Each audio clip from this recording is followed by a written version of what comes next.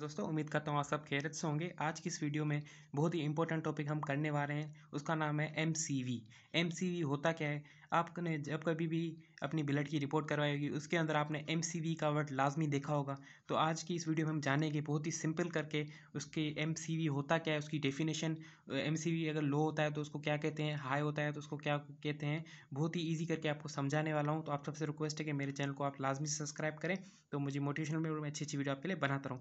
आइए स्टार्ट करते हैं एमसीवी कि एमसीवी होता क्या है। एमसीवी को हम मीन सेल वॉल्यूम भी कहते हैं और मीन क्रॉस्क्यूलर वॉल्यूम भी कहते हैं। ठीक है, ये इसका एब्रीवेशन का मतलब हो गया, एमसीवी का मतलब हो गया। अब एमसीवी की कहते क्यों, इसका मतलब क्या है? MCV is a measurement that reflect the average volume of the red blood cell RBC. MCV basically हम करते हैं मेजरमेंट करने के लिए कि आरबीसी का जो वॉल्यूम है, उसका एवरेज वॉल्यूम है, वो नॉर्मल है या नहीं है। ठीक है, it is the part of the routine blood test known as a complete blood count, CBC, जिसको हम सीबीसी कहते हैं। ठीक है, ये हम जब कभी भी जो नॉर्मल अपनी ब्लड की रिपोर्ट कराते हैं, ठीक है, सीबीसी करवाते हैं, ठीक है, तो उसके अंदर ये इंपॉर्टेंट पार्ट है। ठीक है, एमसीवी। अब हम याद रखते हैं कि इसकी इंपॉर्टेंट वैल्यू क्या है, नोट हमें करनी है value. Normal value of MCV is 80 to 96 फेक्टोलीटर।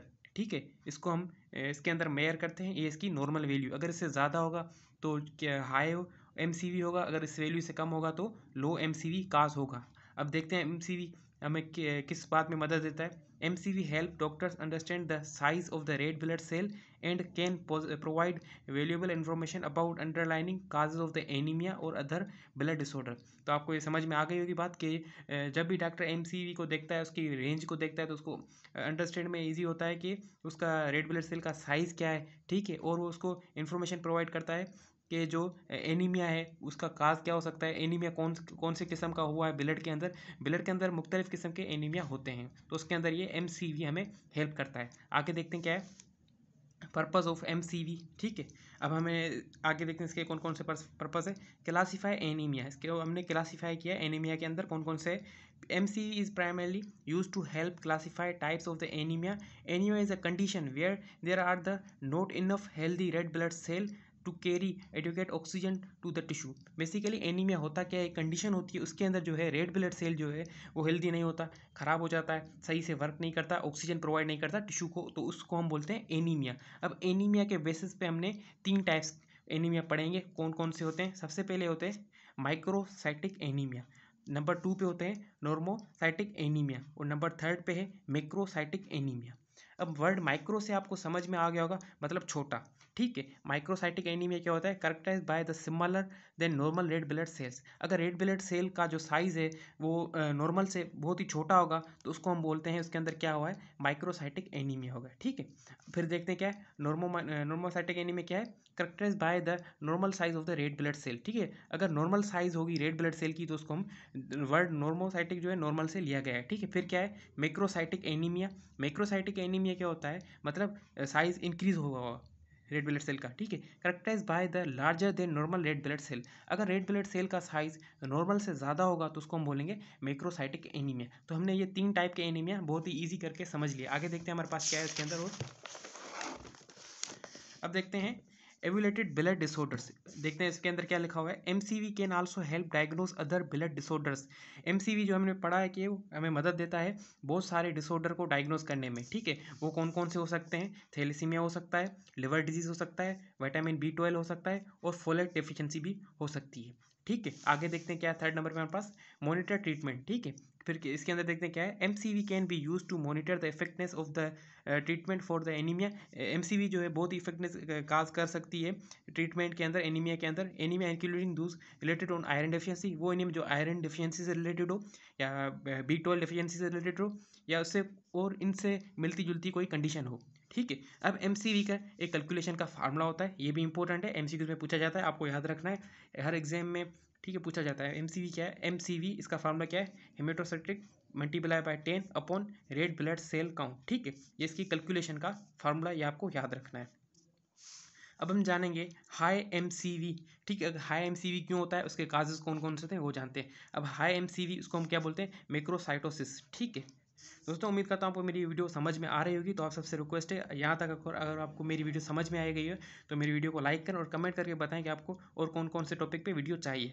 अब देखते हैं क्या है हाई एमसीवी के अंदर। High MCV indicate that the red blood cell are larger than normal size, this can be cause various factor. तो हाई एमसीवी हमें क्या इंडिकेट करता है कि जो रेड ब्लड का साइज़ है वो नॉर्मल से बहुत ही ज़्यादा हो गया है और उसके बहुत सारे काजेज़ हो सकते हैं। अब काजेज़ देखते हैं कौन कौन से हैं। Causes of high MCV, vitamin B12 deficiency, ठीक है, ये तो उसका मेजर पहला काज हमने पढ़ लिया। आगे देखते हैं कौन सा है, कोई फोलेट डेफिशिएंसी वगैरह, अल्कोहलिज्म, ठीक है, अल्कोहलिज्म भी एक बहुत ही इंपॉर्टेंट काज प्ले करता है हाई एमसीवी के अंदर। फिर क्या है लिवर डिजीज, अगर किसी पेशेंट को लिवर डिजीज हो सकती है तो उसके अंदर भी ये हो सकता है। नंबर फिर क्या है हाइपोथायरॉयडिज्म, हाइपोथायरॉयडिज्म अगर हो सकता है तो उसके अंदर भी ये हो सकती है। फिर क्या है मेडिकेशन, बहुत सारी ऐसी मेडिकेशन होती है उनकी वजह से भी एमसीवी हाई आ सकता है रिपोर्ट्स के अंदर। फिर क्या है मेलिडोप्लास्टिक सिंड्रोम, एक सिंड्रोम होती है, इस वजह से भी हो सकता है। फिर क्या है हीमोलाइटिक एनीमिया, हीमोलाइटिक एनीमिया की वजह से भी हो सकता है। अब हम देखते हैं लो एमसीवी। लो एमसीवी को क्या क्या बोलते हैं हम, माइक्रोसाइटोसिस, ठीक है। अब इसके देखते हैं क्या रीज़न है, क्या होता है इसके अंदर। Low MCV indicate that the red blood cell are smaller than normal, ठीक है। रेड ब्लड सेल क्या होगा, अपनी साइज जो नॉर्मल साइज थी उससे छोटा होगा, ठीक है। अगर देखो आपने पढ़ा होगा पहले पीछे कि हमने जब देखा कि अगर हाई एमसीवी है तो रेड ब्लड सेल का जो साइज है नॉर्मल से वो ज़्यादा आ रहा है, अगर लो है तो उसका क्या अंदर आ रहा है, नॉर्मल साइज से कम आ रहा है लो के अंदर। तो ये आपको इंपॉर्टेंट पॉइंट याद रखनी है। This can be cause of the several factor associated with certain genetic condition, ठीक है। इसके बहुत सारे काजेज हो सकते हैं, कुछ इसके अंदर जेनेटिक काजेज भी हो सकते हैं लो एमसीवी के अंदर। तो ये भी इंपॉर्टेंट पॉइंट है, आपको याद रखनी है। अब इसके काजेज हम शॉर्ट करके पढ़ लेते हैं क्या क्या है। सबसे पहले है आयरन डेफिशिएंसी एनीमिया, थैलेसीमिया। फिर क्या है एनीमिया ऑफ क्रोनिक डिजीज, ठीक है, कोई क्रोनिक डिजीज भी सकती है। लीडिंग पॉइजनिंग, ठीक है, ये भी काज हो सकता है।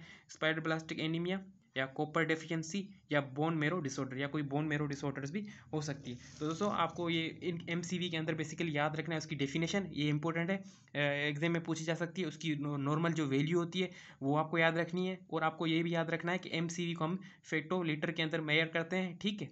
और क्या है इसके अंदर, लो एमसीवी होगा तो उसको हम क्या बोलते हैं, और हाई एमसीवी होगा तो उसको हम क्या बोलेंगे, वो भी आपको याद रखनी है पॉइंट्स, ठीक है। और जो लो और हाई के काजेज हैं वो भी आपको याद रखने हैं। और जिसका बेसिकली जो फार्मूला मैंने आपको बताया कैलकुलेशन करने वाला, वो भी आपको अपने जहन में रखना है।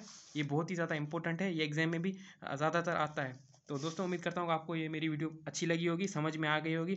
तो आप सबसे रिक्वेस्ट है कि कमेंट लाजमी करें और चैनल को सब्सक्राइब लाजमी करें, तो मुझे मोटिवेशन मिले और मैं अच्छी वीडियो आपके लिए बनाता रहूँ इसी तरह।